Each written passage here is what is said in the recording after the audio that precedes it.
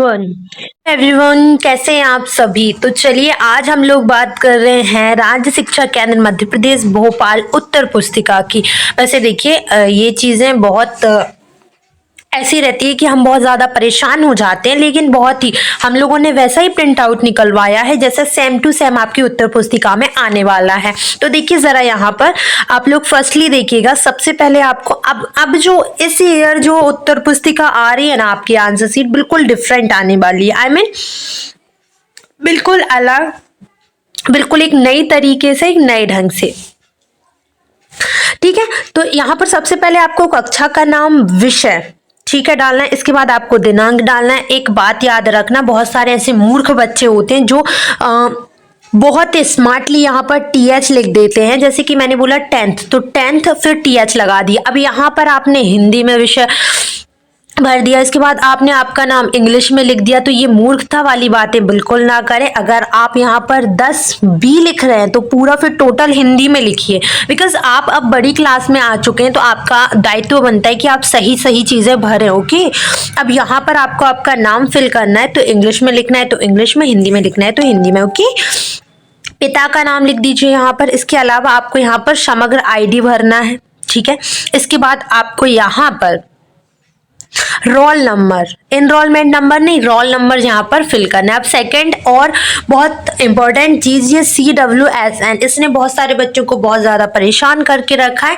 तो देखिए अगर आप पूरी तरह से सक्षम है, आप मानसिक और शारीरिक रूप से सक्षम है, आप विकलांग नहीं है, तो आप इसमें जो है क्या लिख सकते हैं, नहीं। और अगर आप हैं, ऐसा कुछ है, आपको किसी स्पेशल चीज की जो है नीड पड़ रही है, तो बिल्कुल आप यहाँ पर हाँ कर सकते हैं। फिर आपको यहाँ पर आपकी श्रेणी बताना पड़ेगा कि आप कौन सी श्रेणी के हैं, मतलब CWSN में।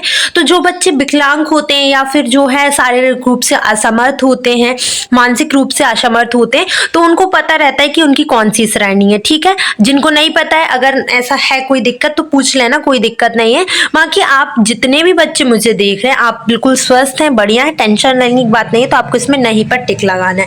यहाँ पर आपके परीक्षा केंद्र की मुद्रा लगी रहेगी। अब इसमें आपको बिल्कुल भी कुछ काम नहीं करना है, इसमें जो है कुछ भी नहीं काम करना है। ठीक है, यहाँ पर पर्यवेक्षक का नाम और ये सब वही फिल करेंगे जो करना है। अब आपकी बारी आती है उत्तर पुस्तिका की।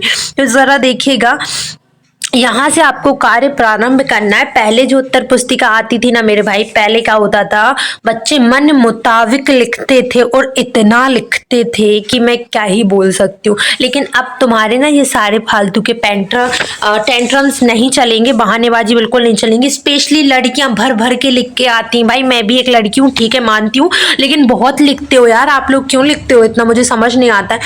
अब पता है कुल मिलाकर शासन ने क्या किया है, गागर में सागर आप लोगों को भरना है।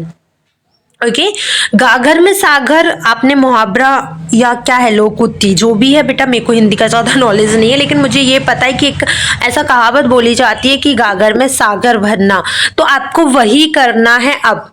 ठीक है, गागर में सागर भरने का मतलब क्या होता है, गागर में सागर भरने का मतलब होता है अब आपको उतना ही लिखना है जितनी जरूरत है, मतलब कम शब्दों में बहुत अच्छा लिखना है। तो फर्स्टली आपको यहाँ पर प्रश्न दिए गए हैं 1 से 5 तक, फिर इसके बाद 6 से 7 वाले जो क्वेश्चन आप यहाँ करेंगे, रिक्त स्थानों की पूर्ति करिए। ठीक है, इसके अलावा आपको अति लघुत्तरीय प्रश्न यहाँ दिए जाएंगे 11 से 16। अब यहाँ पर देखिए, यहाँ पर ये 2-2 नंबर के क्वेश्चन है, तो तुम 3 ही लाइन में लिख सकते हो, 2-2 लाइन के। मैंने बोला था कि सारी चीजें बिल्कुल बहुत अच्छे से करना, ठीक है, इसीलिए बोला था, इसी दिन के लिए।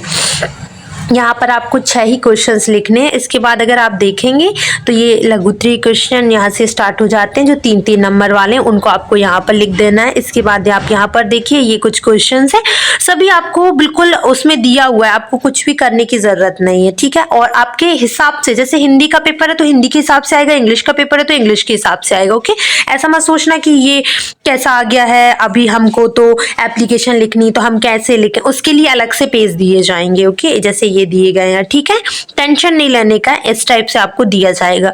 ओके, ठीक है, आपको पता है कि नहीं आपका प्री बोर्ड का टाइम टेबल चेंज हो गया, संशोधन हुआ है, मतलब कि आपको नहीं पता है, जल्दी से जो यहाँ पर कंफ्यूजन होंगे वो जगह ये है। तो जो बच्चे पूरी तरह से सक्षम है वो खुद से पेपर दे रहे हैं, खुद से आंसर लिखेंगे, कोई प्रॉब्लम नहीं है, तो वो यहाँ पर क्या लिख देंगे, नहीं, ठीक है। लेकिन जो बच्चे विकलांग हैं, जो शारीरिक रूप से या मानसिक रूप से जो है असमर्थ हैं, तो वो लोग यहाँ पर हाँ लिखकर आगे आपकी श्रेणी बता दें कि आप कौन सी श्रेणी में है, कौन सी श्रेणी के CWSN है, तो वो आपको यहाँ पर भरनी पड़ेगी, ठीक है। उसके अकॉर्डिंग आपको थोड़ा सा अलग ट्रीटमेंट वैसे भी मिलता है, बताया जाता है कि कैसे क्या करना है। बाकी जिनका नहीं है ऐसा, वो ना लिखना है इस बार, ठीक है।